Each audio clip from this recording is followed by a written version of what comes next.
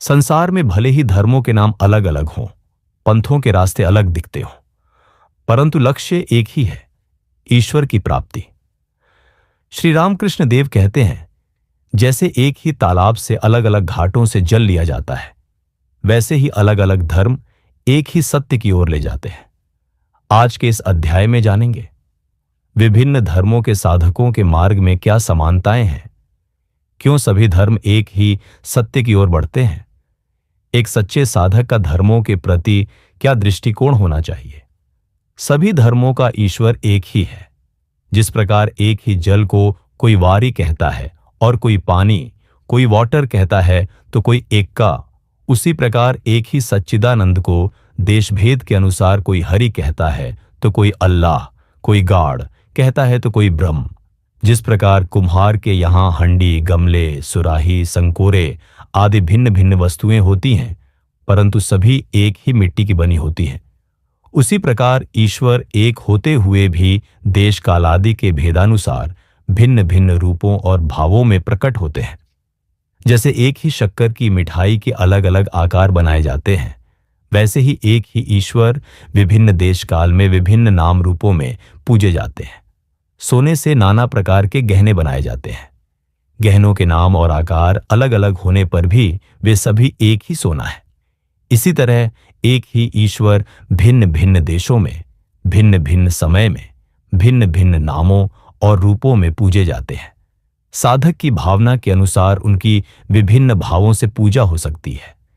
कोई पिता या माता के रूप में, कोई सखा या प्रेमास्पद के रूप में, कोई अंतरात्मा प्राणधन के रूप में, तो कोई अपनी संतान के रूप में उनकी आराधना करता है। परंतु इन सभी भावों के भीतर से उस एक ही ईश्वर की पूजा होती है।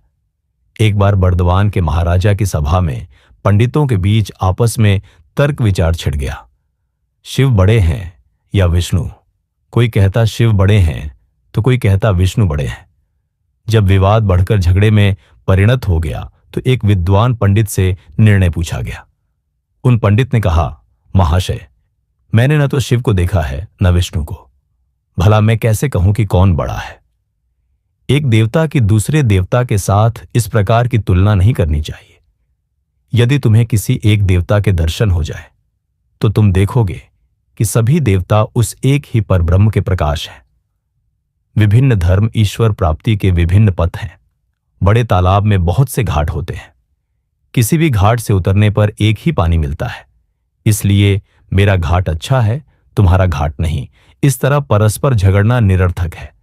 इसी प्रकार सच्चिदानंद सरोवर में भी अनेक घाट हैं। सभी धर्म मानो एक एक घाट हैं। यथार्थ में व्याकुल होकर लगन के साथ इनमें किसी भी एक घाट के सहारे आगे बढ़, तुम अवश्य ही सच्चिदानंद सरोवर में उतर सकोगे। ऐसा कभी ना कहो कि मेरा धर्म श्रेष्ठ है। ईश्वर के अनंत नाम और अनंत रूप है। जिस नाम और जिस रूप में तुम्हारी रुचि हो, उसी नाम से और उसी रूप में तुम उन्हें पुकारो, तुम्हें उनके दर्शन मिलेंगे। जैसे काली घाट के काली मंदिर में जाने के लिए बहुत से रास्ते हैं, वैसे ही भगवान के घर जाने के लिए भी बहुत से रास्ते हैं। हर एक धर्म एक एक राह है। जिस समय कलकत्ते में एक ओर हिंदू और दूसरी ओर ब्राह्म धर्म का जोरों से प्रचार चल रहा था, उस समय किसी ने जाकर श्री रामकृष्ण से इन दो मतों के बारे में उनकी राय पूछी थी। श्री रामकृष्ण ने कहा था, मैं देख रहा हूं कि मेरी ब्रह्ममयी मां दोनों के द्वारा अपना कार्य करा ले रही है। किसी ब्राह्म सज्जन के द्वारा पूछे जाने पर कि ब्राह्म धर्म और हिंदू धर्म में क्या भेद है, श्री रामकृष्ण ने कहा था, शहनाई में एक ही स्वर अलापने और अलग अलग धुनें बजाने में जो अंतर है वही। ब्राह्म धर्म मानो ब्रह्म का एक ही स्वर लगाकर बैठा है, जबकि हिंदू धर्म उसमें से अलग अलग सुरतान लय निकालते हुए तरह तरह की राग रागिनियाएं बजा रहा है।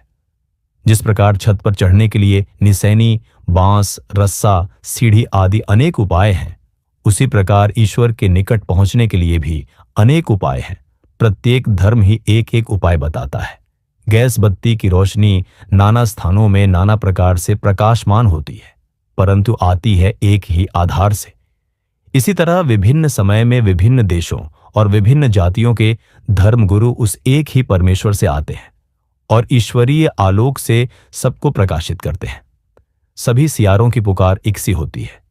सभी ज्ञानियों का उपदेश एक ही होता है, धर्मांधता का कारण तथा उसे दूर करने का उपाय। अज्ञान के ही कारण मनुष्य अपने स्वयं के धर्म को श्रेष्ठ समझते हुए व्यर्थ का शोर मचाता है। जब चित्त में यथार्थ ज्ञान का प्रकाश आ जाता है तो सब सांप्रदायिक कलह शांत हो जाते हैं। दो आदमियों के बीच घोर विवाद छिड़ गया। एक ने कहा, उस खजूर के पेड़ पर एक सुंदर लाल रंग का गिरगिट रहता है। दूसरा बोला, तुम भूल करते हो, वह गिरगिट लाल नहीं नीला है। विवाद करते हुए कुछ निश्चय न कर पाने के कारण अंत में दोनों जन उस खजूर के पेड़ के नीचे जाकर वहां रहने वाले आदमी से मिले। उनमें से एक ने उससे पूछा, क्यों जी, तुम्हारे इस पेड़ पर एक लाल रंग का गिरगिट रहता है ना? वह आदमी बोला, जी हां। तब दूसरे ने कहा, अजी क्या कहते हो, वह गिरगिट लाल नहीं नीला है। वह आदमी बोला, जी हां। वह जानता था कि गिरगिट बहुरूपी होता है, सदा रंग बदलता रहता है, इसलिए उसने दोनों की बात में हामी भरी। सच्चिदानंद भगवान के भी अनेक रूप हैं। जिस साधक ने उनके जिस रूप का दर्शन किया है वह उसी रूप को जानता है, परंतु जिसने उनके बहुविध रूपों को देखा है वही कह सकता है कि ये विविध रूप उस एक ही प्रभु के हैं। वे साकार हैं, निराकार हैं तथा उनके और भी कितने प्रकार हैं यह कोई नहीं जानता। बड़े तालाबों में स्वच्छ जल में दल नहीं होता, वह छोटी सड़ी तलया में ही पैदा होता है।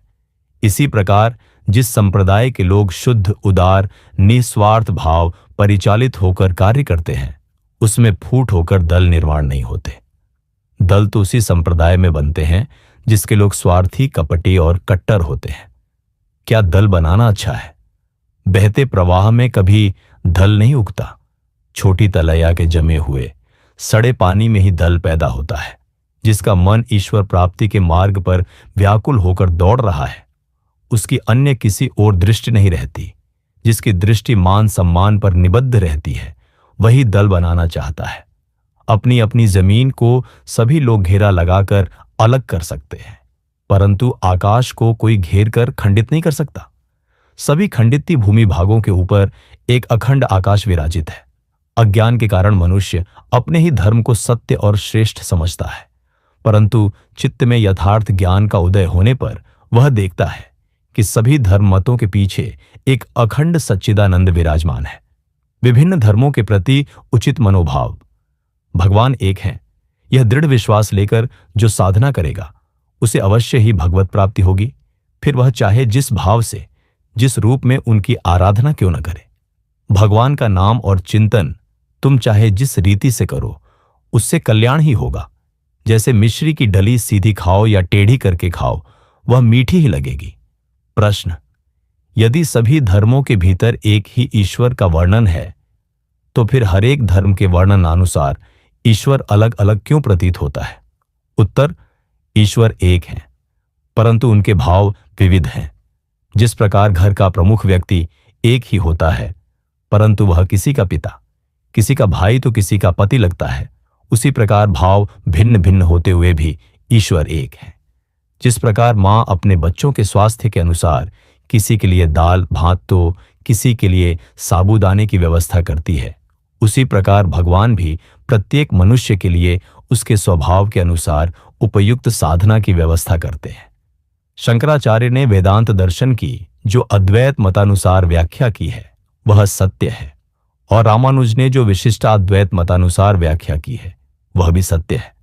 मनुष्य को ईसाइयों की तरह दयावान, मुसलमानों की तरह बाह्य विधि निषेधों के प्रति दृढ़ आस्थावान तथा हिंदुओं की तरह सबके प्रति उदार एवं दानशील होना चाहिए। जब तुम बाहर के लोगों के साथ मिलो तब सबसे प्रेम करो, हिल मिलकर एक हो जाओ, द्वेष भाव तनिक भी न रखो। वह साकारवादी है, निराकार नहीं मानता। वह निराकारवादी है, साकार नहीं मानता। वह हिंदू है, वह मुसलमान है, वह ईसाई है। इस प्रकार किसी के प्रति नाक भौं सिकोड़ते हुए घृणा मत प्रकट करो।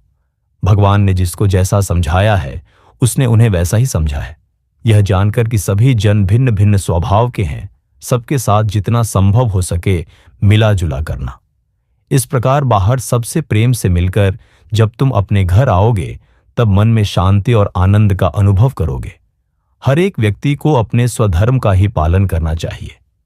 ईसाई को ईसाई धर्म का, मुसलमान को मुस्लिम धर्म का पालन करना चाहिए।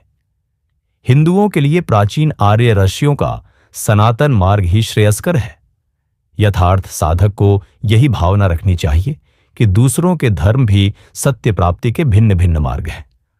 दूसरे धर्मों के प्रति श्रद्धा का भाव रखना चाहिए। विवाद मत करो। तुम स्वयं जिस प्रकार अपने मत पर दृढ़ता के साथ निर्भर रहते हो, उसी प्रकार दूसरों को भी अपने अपने मत पर निर्भर रहने दो। वृथा तर्क विवाद कर तुम किसी को उसकी गलती नहीं समझा पाओगे। जब ईश्वर की कृपा होगी तब सभी अपनी अपनी गलती समझ सकेंगे।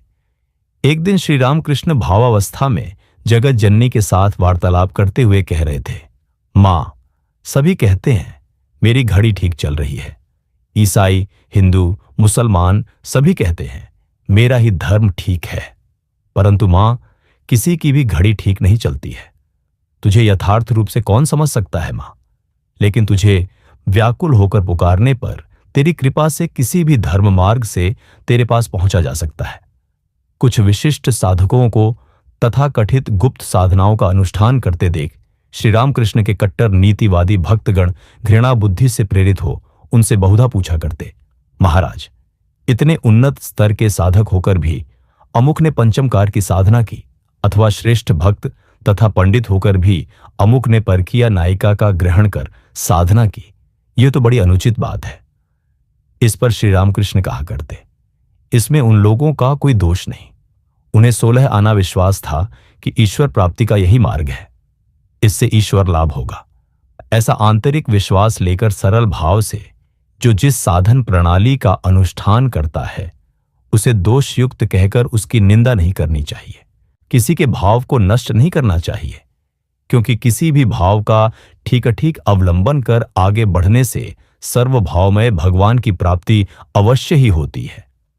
अपने अपने भाव के अनुसार भगवान को पुकारते रहो। किसी के भाव की निंदा न करो और न दूसरे के भाव को अपना समझकर ग्रहण करने का प्रयत्न ही करो। भक्तों के मन में कुछ गुप्त साधन प्रणालियों के प्रति घृणा या द्वेष भाव देखकर उसे दूर करने के लिए श्री रामकृष्ण कहा करते, अरे तुम उस सब के प्रति द्वेष बुद्धि क्यों रखते हो? ये ज्ञान रखो कि वह भी एक मार्ग है, वह अशुद्ध मार्ग है। जैसे घर में प्रवेश करने के लिए अनेक दरवाजे होते हैं, सामने सदर दरवाजा, पिछवाड़े का दरवाजा, फिर मैला साफ करने के लिए मेहतर के अंदर आने का भी एक दरवाजा होता है। इसे भी वैसा ही एक दरवाजा समझना।